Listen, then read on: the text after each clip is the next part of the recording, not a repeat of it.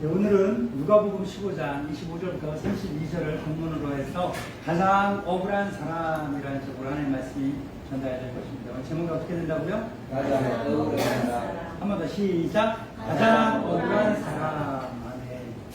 이 제목의 말씀이 전달될 때 하늘문이 활짝 열려서 하늘로부터 하나님의 그 사랑과 은혜와 능력과 복이 그리고 그분의 지혜와 지식과 기쁨과 평화가 함께 전달되어서 우리 가운데 충만한 줄로 믿습니다. 믿음으로 받으시기 바랍니다. 믿음의 눈을 떠서 보시기 바랍니다. 믿음의 귀를 열어서 들으시기 바랍니다. 믿음으로 마음의 문을 열어 마음에 심고 자라나 열매 맺길 바랍니다. 오늘 본문이 누가복음 15장 25절부터 32절까지 말씀이잖아요. 그렇죠? 예. 근데 이게 우리가 오늘까지 4주에 거쳐서 보게 되는 말씀인데요. 이 내용은 있잖아요. 아시죠? 아버지에게 두 명의 아들이 있습니다. 첫째 아들, 둘째 아들. 둘째 아들이 아버지 돈 주세요. 그럼 딱 바라갖고 다가서 나 바라갖고 돌아온 거예요. 자, 그랬더니 아버지가 어때요? 야, 너 죽지 않고 살아 돌아왔구나. 아유, 기쁘다, 고맙다 하면서 큰 살찐 송아지를 잡아다가 큰 잔치를 베풉니다. 그리고 집에서 아버지 모시던 잘 모시던 착한 아들, 첫째 아들 어떻게 합니까? 아니, 저 자식 살아 돌아온 것도 마음에 안 드는데 아버지 살찐 송아지 잡아갖고 잔치를 베푸시니 나한테 염소 새끼 한 마리 조그만한 거 하나 허락하지 않으시더니 준 적 없더니 이렇게 어떻게 그럽니까? 하면서 억울하다고 왜 그렇게 그러니까 하니까 아버지가 뭐라 하셔요? 예, 내게 다 아닐 거야 라고 이야기하는 이야기잖아요. 그렇죠? 굉장히 은혜스러운 이야기입니다. 자, 이 이야기를 제가 짧은 시간 빠르게 말씀드린 거는 왜 그럴까요? 오늘 말씀의 제목에 대한 퀴즈를 하나 내드리려고요. 날이 더우니까 우리 숨이 헐떡거리고 힘드니까 퀴즈 하나, 넌센스 퀴즈 하나 드릴게요. 자, 오늘 본문에 나오고 있는 제가 말씀드렸던 이 돌아온 환자의 이야기, 집 나간 아들이 돌아오기를 기다리는 아버지의 이야기, 그리고 첫째 아들의 이야기. 이 이야기 스토리에서 오늘 말씀 제목처럼 가장 억울한 존재는 누굴까요? 이 이야기를 쭉 보면 가장 억울한 사람이 있어요. 억울한 사람, 억울한 캐릭터가 있어요. 인물이 있어요. 그 캐릭터가 누굴까요? 예, 그래요. 송아지. 살찐 송아지. 아, 둘째 아들 집에 안 왔으면 자기가 죽지 않는 건데. 그래요. 아니, 뜬금없이 저 주인놈 새끼 와갖고 내가 갑자기 죽어야 되잖아요. 가만히 물 마시고 있다가. 알아들으죠? 이해했어요? 그래요. 살찐 송아지가 제일 억울한 거예요. 그렇죠? 예, 그렇습니다. 그런데 반대로 또 한 가지 이야기를 해요.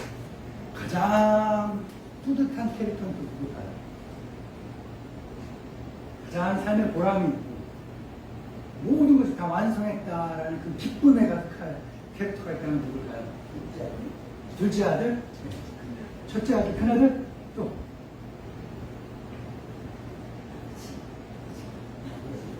아버지? 따라해볼까요? 살찐 송아지. 송아지를 키우는 목적이 뭐예요? 먹으려고 그러는 거예요, 사람이. 소는요, 그걸 위해 태어났고 잘 길러지는 가축인 거예요, 동물인 거예요. 결국 자기가 사람에게 귀한 살과 피가 되기 위하여 태어나서 그렇게 잘 양육받아 크다가 결국은 드디어 자기 일생의 목적을 달성한 거예요. 얼마나 삶에 보람이 있겠어요? 뿌듯하지 않겠습니까? 아니, 괜히 있다가 늑대나 사자나 범한테 찢겨 죽이고 물려 죽이는 것보다는 그래서 사람들을 먹지도 못하고 땅에 묻어버리는 것보다는 차라리 귀한 기쁨의 잔치에 귀한 메인 요리가 될 수 있었다는 거 얼마나 뿌듯하지 않겠어요? 않겠어요? 아니, 자식이 있는데 좋은 대학을 가려고 열심히 10년 동안 공부를 해요. 결국은 갔어. 안 좋아요? 그거 그랬죠. 네. 뭔가 이상한 그래 넌센스 했잖아요. 그래 가장 억울한 캐릭터가 있다면 살신송하실 거예요. 그런데 여러분이 각자 이야기했던 것처럼 그러면 캐릭터라고 이야기하지 않고 오브젝트 대상이라고 이야기하지 않고 사람의 포커스를 맞춰본다면 누가 가장 억울할까 말씀을 통해서 한번 찾아내보시기 바랍니다. 우리가 잘 아는 것처럼 아버지에겐 두 아들이 있죠. 그중 둘째 아들이 아버지로부터 물려받은 재산 미리 땡겨받아서 멀리 외국으로 나가 탕진합니다. 그 탕진하면서 어떤 걸 경험하나요? 인생의 가장 비참함을 경험합니다. 가장 큰 인생의 실패를 경험합니다. 그래도 감사한 것은 사지육신 멀쩡하게 죽지 않고 살아서 아버지 집으로 돌아올 수 있게 된다는 겁니다.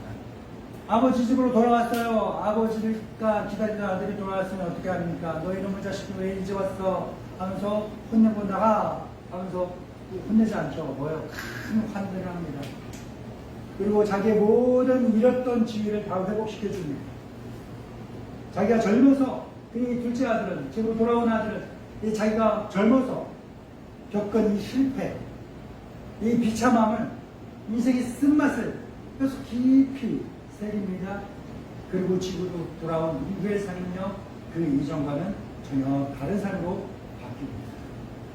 어느 누구보다 열심히 살았습니다. 성실합니다. 부지런합니다. 솔선수범합니다. 왜? 왜 그럴까요? 왜 그럴까요? 인생의 실패를 겪어보셨나요? 인생의 쓴맛을 겪어보셨나요? 그러면 그 일을 겪기 전과 후에 삶을 대하는 내 생각과 마음가짐과 생활 방식이 크게 변하게 됩니다. 변하게 됩니다. 둘째 아들도 마찬가지입니다. 자기 잘못이 얼마나 큰지 너무나 잘 알고 있기 때문에 그렇습니다. 결코 절대로 이제는 다시금 예전에 맛봤던 그 실패를 그 쓴맛을 다시 경험하지 않을 거다라는 그 각오가 있기 때문에 그의 삶은요 그 어느 누구보다 열심히 성실하고 솔선수범하는 그러한 삶이 되는 것이었죠. 둘째 아들 자기에게 물려받은 재산 다 가지고 집을 나갔어요. 그날부터 아버지는 뭐합니까? 뭐예요? 지난주에 말씀 보셨죠? 예, 들으셨죠? 예. 자기의 모든 것들을 다 첫째 아들에게 맡기고 이 아버지는 한 가지만 하는 거예요. 뭐요? 집 나간 아들 돌아오기를 기다립니다. 말 그대로 자기 모든 걸 다 맡깁니다. 아버지는 큰 사랑을 가지고 신뢰를 가지고 그리고 기대를 가지고서 아들을 기다립니다. 그리고 그 아버지의 사랑과 신뢰와 기대에 명확하게 둘째 아들이 드디어 돌아옵니다. 그토록 기다리던 아들을 다시금 내품에 안을 수 있게 되었다는 그 만족으로 그 기쁨으로 아버지는 자기가 손해봤던 거 생각하지 않아요. 자기가 속상하고 아팠던 거 생각하지 않습니다. 오로지 집 나간 아들 다시금 내가 같이 살 수 있게 됐다는 것 이것 하나만으로 기쁘고 감사하고 그리고 풍요롭게 풍성하게 만족할 수 있게 된 겁니다. 아버지는요 집으로 돌아온 이 아들의 모습을 보고 깜짝 놀라고 또 되게 기뻐요. 뭐에 놀랐을까요? 집 나갈 때는 호화 찬란하게 나왔어요. 근데 거짓거리에서 돌아오니까 놀란 거예요. 근데 되게 기뻐 그 모습을 보니까. 거짓거리 돼갖고 기쁜 건 아닐 거예요. 뭐가 기쁠까요? 거짓거리 돼서 돌아왔는데 얘 얼굴에 상처와 뭐 지저분한 냄새가 나는 그러지만 그런데 얘 얼굴에서 빛이 나네. 얘 눈에서 반짝반짝반짝 빛이 나고 있네. 예전에 호황찬란한 보석들로 꾸미고 있었을 때 그 보석의 빛에 눌려서 그런지 몰라도 얼굴을 그냥 눈에도 서도 아무런 일체의 빛도 볼 수 없었던 이 아들이 외국에 나가서 그 많은 짓을 다 털어먹고 그 고생하고 그 아프고 힘들고 그러고 나서 집으로 돌아왔는데 아니야 행색은 초라한데 얼굴에서 빛이 나네. 눈에서 반짝반짝 빛이 나네. 인생의 가장 쓴맛, 큰 고통, 아픈 실패를 경험한 사람만이 발견할 수 있고 볼 수 있었던 그 빛이 내 아들의 얼굴에서 나네. 내 아들의 눈에서 그 빛이 나고 있네. 이걸 아버지는 안 거예요. 그걸 본 거예요. 그래서 아버지는요 아들의 모습에 놀랬지만 아들의 그 빛에 기쁨이 그래서 이 아들을 끌어안고 그의 잃어버렸던 예전 취미를 다 회복시켜 준 거죠. 아버지. 자, 이제 드디어 가장 첫째 아들이 나옵니다. 첫째 아들.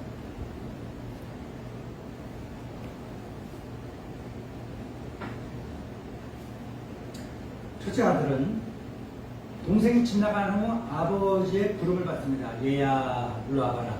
내가 너에게 진리할 얘기 있으니까. 예, 아버지, 말씀하세요. 아버지, 아들이 여기 있습니다. 했더니 아버지가 뭐랍니까? 얘야, 어제 동생이 나갔지? 네. 내가 밤에 잠 못 자고 입맛이 없어서 먹지를 못하겠다. 내가 신경이 마음이 집 나간 뒤 동생에게 다 쏠려 있어서 내가 집안에 아무것도 제대로 할 수 없겠다. 그러니 네가 날 좀 도와서 내 모든 것들을 네가 다 도맡아 관리해라. 다 네 거야. 네가 다 알아서 해라.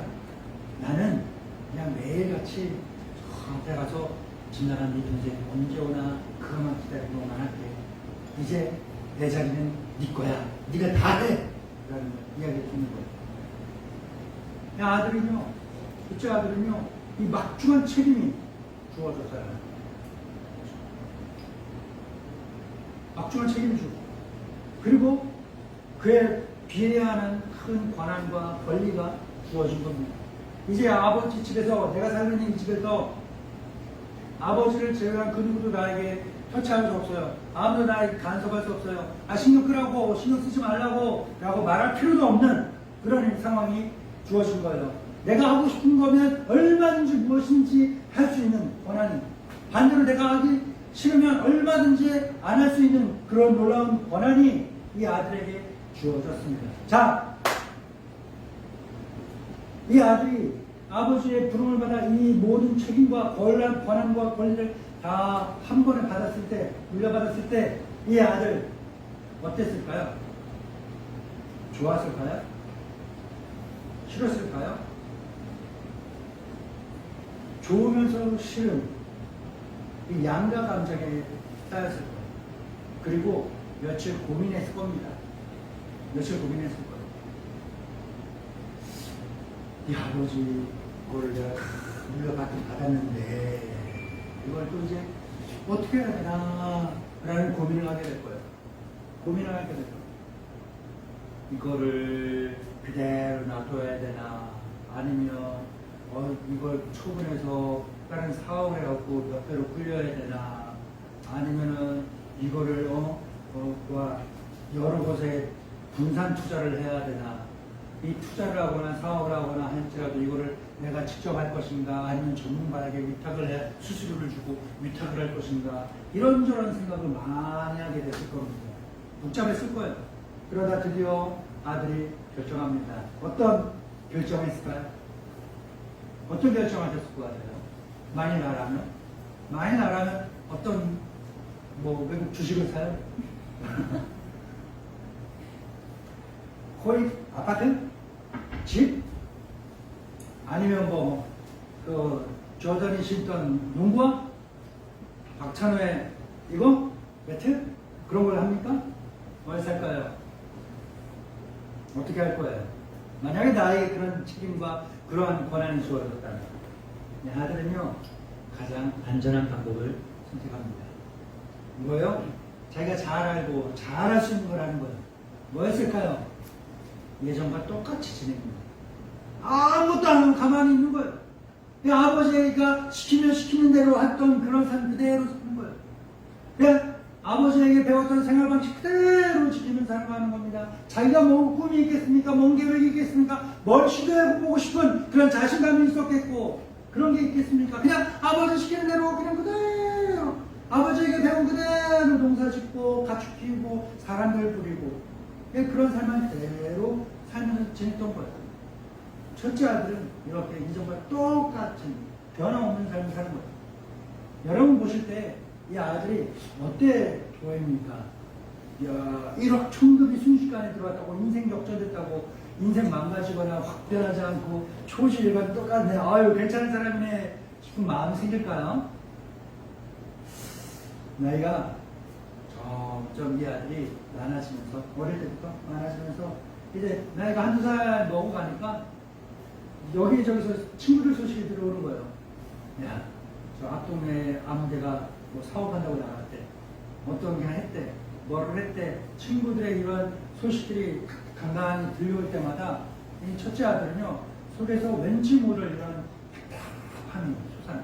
짜증이 나는 거예요. 왜? 괜히 짜증. 뭔가 그런 얘기를 들으면 뭔가 괜히 불쾌한 거예요. 딱히 뭔 일이 없는데도 그냥 답답하고 짜증나고 이 불쾌해. 이 아들은요, 장점이 뭐예요? 이 장점이 곧 단점인데 착해요. 그래서 그냥 뭐 날이 더워서 그런가 보지, 날이 추워서 그런가 보지, 비가 와 그런가 보지, 눈이 내려 그런가 보지 하면서 대수롭지 않게 그냥 그런가 보지 하고 넘어가는 거예요. 이전과 변함없는 똑같은 삶을 살아가고 있는 겁니다. 사랑하는 믿음의 동반자 여러분, 자, 이쯤에서 우리가 말씀의 주인공에 나 스스로를 한번 대입시켜 봅시다. 만약에 우리가 첫째 아들과 같은 상황에 놓이게 되었다면 우리는 어떤 삶을 선택하게 될까요? 첫째 아들의 삶을 아버지가 이렇게 보고 있잖아요. 보면서 어떨까요? 만족스러울까요? 내 자식의 삶이 기쁠까요? 대견할까요? 저는요, 조심스럽게 의견을 냅니다. 아닐 거라고 생각합니다. 아버지는 지금 뭐 하고 있어요? 큰 사랑과 신뢰와 기대를 가지고서 뭐 합니까? 둘째 아들 기다리고 있잖아요. 첫째 아들 외면했어요? 내팽개쳤어요? 아니,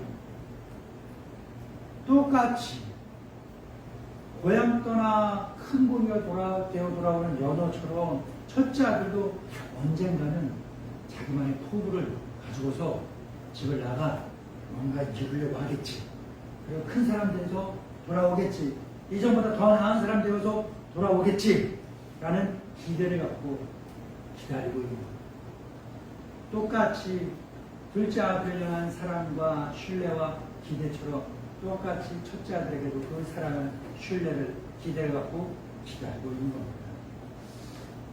아버지, 제가 아버지 잘 모시고 잘 책임 관리하면서 잘 살았잖아요. 네, 정말로 죄송하지만 저도 이제 나이가 좀 작고 그러니 제가 아버지 때도 살면서 배웠던 것들을 토대로 해서 제 나름대로의 뭔가 삶을 좀 시작해 봐야겠습니다. 허락해 주시겠습니까?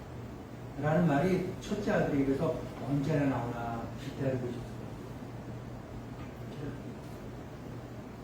하지만 첫째 아들은요, 이게 아버지가 나를 얼마나 사랑하는지, 신뢰하는지, 기대하는지, 아는지, 모르는지, 모르는 것 같아. 모르는 것 같아. 그러니 그냥 착하기만 해. 착하기만 해. 저기 충청도 사람들이 뭐라 그래요? 애는 착해요. 그러자 애는 착해요. 얘기하잖아요. 그래, 애들 착하기만 한 거야. 아유, 좀 약기라도 했어. 그런 말 요즘 쓰나 모르겠는데, 곰 같은 여우 같은 마음하고는 살아도 곰 같은 마음하고는 못 산다는 말처럼 이 착하게 답답한 거야. 차라리 야 같으면 이 동생처럼 조금 약삭 빠르고 자기 좀 챙기는 것 좀 있었으면 이 아들은요 똑같이 살아온 겁니다. 그렇다고 해서 아버지가 얘를 인정해주고 칭찬해주냐? 안 해요. 왜 안 할까요? 왜 칭찬 안 할까요? 너 사고 치지 않고 잘 있으니까 대견하다 이야기 하잖아요. 너 이전과 변화없는 그런 마음가짐과 생활 패턴을 갖고 있으니 야 뿌듯하다 인정해주지 않아요. 아버지는요 이 아들의 생활을 이렇게 쭉 보면서 그냥 가만히 있어요. 어떤 마음이었기에 첫째 아들의 말처럼 염소 살찐 송아지는 보자고 염소 새끼 요만한 거 하나조차도 안 주게 되는 상황이었어요. 성경에 보게 되면 달란트의 비유가 나와요. 잘 알고 있는 것처럼 마태복음 25장에 나오고 있습니다. 그런데 이 달란트 비유와 비슷한 이야기가 우리 누가복음 19장에 나오죠. 우리 몇 주 후에 이제 또 다루게 될 본문인데요. 이 누가복음 19장에는요, 원한 귀인이 왕위를, 왕권을 받아와서 왕이 되려고 집을 비우고 멀리 갑니다. 그러면서 자기 종 10명을 불러요. 그리고 자기 재산을 10명에게 똑같이 나누어 줍니다. 각자 한 문화씩. 10명에게 똑같이 나눠 주었다는 거예요. 똑같이. 그리고 주인이 이야기합니다. 이걸로 뭘 해라? 장사해라. 이걸로 사업해라. 라는 거예요. 이 말은 그건 뭐예요? 말아먹어라. 이 얘기예요? 아니면 좀 나름대로 크든 작든 좀 불려놔라. 라는 거예요. 불려놔라. 라는 거예요. 불려놔라. 계산하기 쉽게 한 문화가 아니라 계산하기 쉽게 뭐 한 10억이나 칩시다. 10억을 다 받았어요. 그리고 10명의 종들 가운데 다 대부분이 주인의 명령에 따라서 각자의 아이템을 가지고서 사업을 합니다. 장사를 합니다. 그런데 한 명이 가만히 갖고만 있는 거예요. 금고에 모셔다만 놓고 있어요. 그리고 시간이 지나서 드디어 우리 집 주인이 왕이 되어 돌아왔습니다. 그 10명의 주인들이 각자 장사해서 번 것을 주인에게 갖다 바치는 날, 이 하인이 주인에게 받은 10억 원 그대로 고스란히 1원 하나 이제 없이 그대로 갖다 줍니다. 그랬더니 주인이 뭐라고 그래요? 이야, 잘했어. 칭찬합니까? 아니에요. 이 하인은요, 주인에게 혼납니다. 받았던 거 다 뺏깁니다. 그리고 그가 가지고 있던 것마저도 다 뺏깁니다. 아무도 남은 게 없이 없는 인생이 되고 갑니다. 여러분, 큰 재산을 갖지 못하고 있었던 어린 시절, 그러나 지금은 큰 재산을 가지게 된 성인이 됐습니다. 이 어린 시절의 모습과 아무것도 없던 그 시절과 많은 걸 갖고 있는 지금 어른이 된 이때 생활 방식이 어릴 때랑 똑같다면 과연 올바르다 할 수 있을까요? 정상적으로 성장했다라고 할 수 있을까요? 없습니다. 아마 이 첫째 아들을 지켜보는 아버지의 마음도 이와 비슷했을 겁니다. 다른 사람들은 아버지가 첫째 아들 변함없이 똑같이 생활하는 거 보면서 얼마나 답답했을까요? 이 바보 멍청인가. 아니, 다른 사람들은 기회가 없다고, 나한테 기회 한 번의 기회만 주어지면 내가 막 일어설 수 있는데, 그렇게 이야기하고 살아가는데. 아니, 지 동생은 없던 기회조차도 막 만들어갖고 이렇게 나가는데, 얘 큰 놈은, 그 누구나 부러워하면 그 좋은 기회를 떡하니 그냥 눈앞에 왔는데, 얘가 바본가, 멍청인가, 기회인지도 모르고 가만히 있다가, 그냥 살아가고 있는 모습 보니까 얼마나 안타깝다고.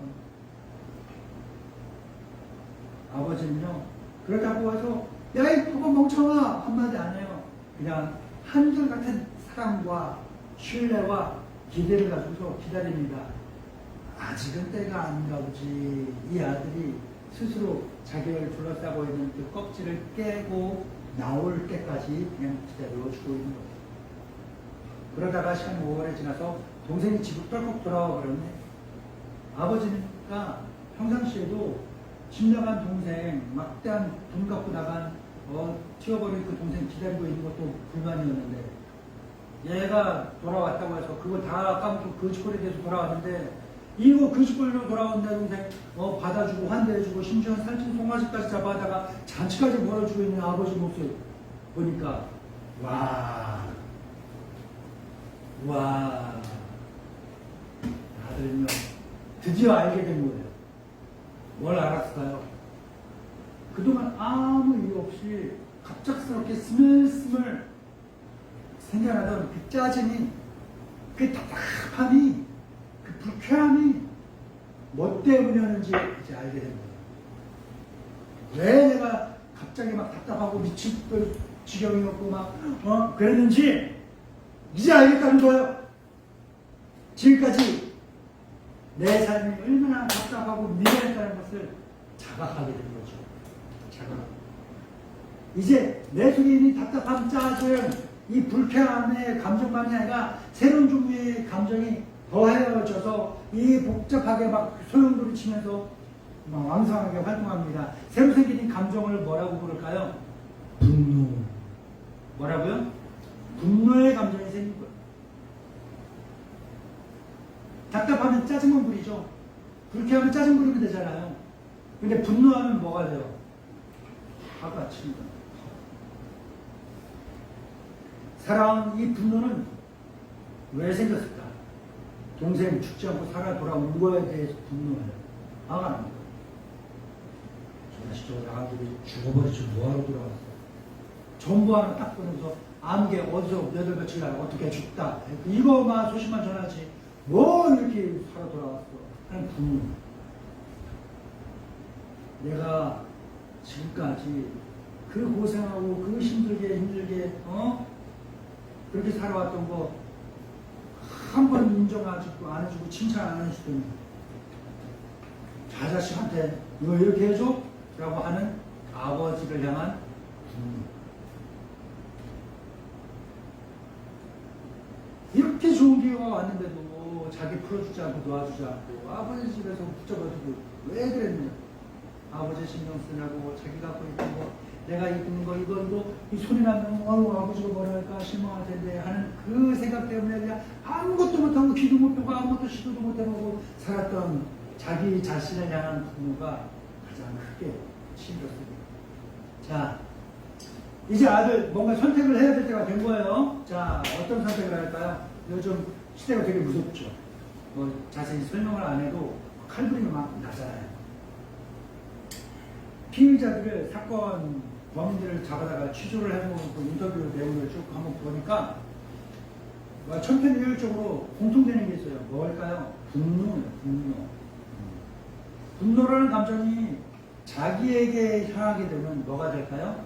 자해나 자살이 됩니다.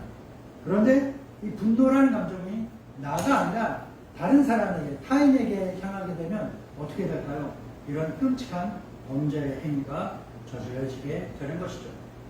첫째 아들을 지배하게 된 새로운 감정, 분노. 첫째 아들은 이 분노를 이용해서 어떤 선택을 하게 될까요? 그리고 다행히 끔찍한 방법을 선택하지 않습니다. 이 아들이 장점이자 단점이 뭐라고 그랬어요? 착한 거야. 막 분노가 막 치밀어 올라도 이 착함을 깨뜨리지 못해갖고 얘가 또 스스로를 갉아먹는 거야. 분노를 좀 표출하면 되는데 표출도 못하고 어떻게 해요? 아버지 날씨, 아버지는 왜 나한테 왜 그랬어? 하면서 아버지 왜 나한테 그러냐고 하면서 울면서 자기 서운했던 걸 이야기해. 그랬더니 아버지가 뭐래요? 미안해. 이거 다 내 거 아니라 네 거야. 네 거야. 네 마음껏 다 해. 다 해. 너한테 아무거나 안 할게. 네 거야. 큰 네 거야. 내 거 아니야. 이름만 내 거지. 다 네 거야. 네가 지금 쓰든 나중에 쓰든 알아서 다 해. 라고 해줘. 그 이야기를 들으면서 첫째 아들은 이제 화가 풀리죠. 아들은 이제야 아버지로부터 기회를 부여받은 기회가 마음껏 쓸 수 있도록 풀림을 받은 거예요. 속박에서 이제 벗어나게 되는 거예요. 이제 첫째 아들 이제서야 비로소 스스로 자기 삶을 개척해 보려고 합니다. 자기 껍질 깨고 나가는 거예요. 동생의 일을 계기로 해서 아버지가 마련해준 그 기회를 이제야 드디어 사용해 볼 수 있게 됩니다. 많은 사람들의 기대와 환호와 박수와 갈채를 받으면서 그 새로운 삶을 향해 나아갈 수 있을 겁니다. 무엇보다 이 첫째 아들이 새로운 삶을 향하여 당당하게 나아갈 수 있는 귀한 자산이 뭘까요? 집으로 돌아온 동생입니다. 뭐 동생하고 형하고 며칠 지난 다음에 가을날 보름달 떴을 때 나가갖고 평상에서 모기 쫓아내면서 동생하고 형하고 술 한잔 안 기울였을까요? 얘기했을 거예요. 형 미안해 하고 서운했지 모르고 하면 풀었을 거 아니에요? 그러면 형이 이야기했겠죠. 그래 너 고생 많았다 야. 너 어떻게 살았는지 얘기 좀 해봐 하면서 줄줄줄 이야기한 동생의 성공도 아니라 실패다.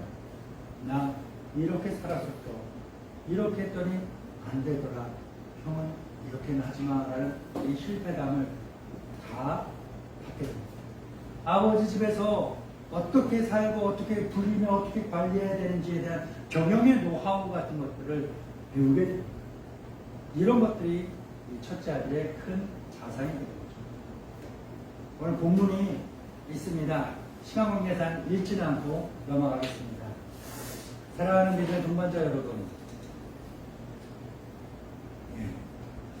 이제 우리는 4주에 걸친 이 본문을 마치면서 스스로에게 물어볼 때가 됐어요. 이제 한번 나 자신에게 물어보세요. 뭐냐? 나는 어떤 사람인가? 하나도 잃지 않는 사람, 아버지와 같은 사람인가? 가장 큰 것을 얻은 사람, 둘째 아들과 같은 사람인가? 아니면 가장 억울한 사람, 첫째 아들과 같은 사람인가? 여러분에게 저는 어떤 사람일 것 같아요? 이야기하지 마세요. 여러분은 스스로는 어떤 사람일 것 같으세요? 이야기하지 말고 자기 스스로에게 이야기해보세요. 인생의 좋은 기회에 붙잡았지만 자기 미숙함 때문에 실패를 경험했을지라도 다시금 아버지 품으로 돌아올 수 있는 기회가 있었기 때문에 둘째 아들의 삶은 아름다운 삶이에요. 실패한 삶이 아니죠. 다시금 재도약할 수 있는 귀한 멋진 삶입니다. 물질이라는 것을, 적은 것을 잃어버린 것, 손해난 것처럼 보이지만 큰 사랑과 신뢰와 기대를 갖고 둘째 아들, 첫째 아들 다 찾을 수 있었고, 그리고 셋이 열심히 살아서 손해난 것보다 훨씬 더 큰 물질을 얻을 수 있었던 사람, 아버지죠. 하나도 잃은 것이, 뭔가 잃어버린 것 같은데 실상 털어보니까, 결산해보니까 하나도 잃은 것이 없는 사람, 아버지. 멋지고 아름다운 삶이죠.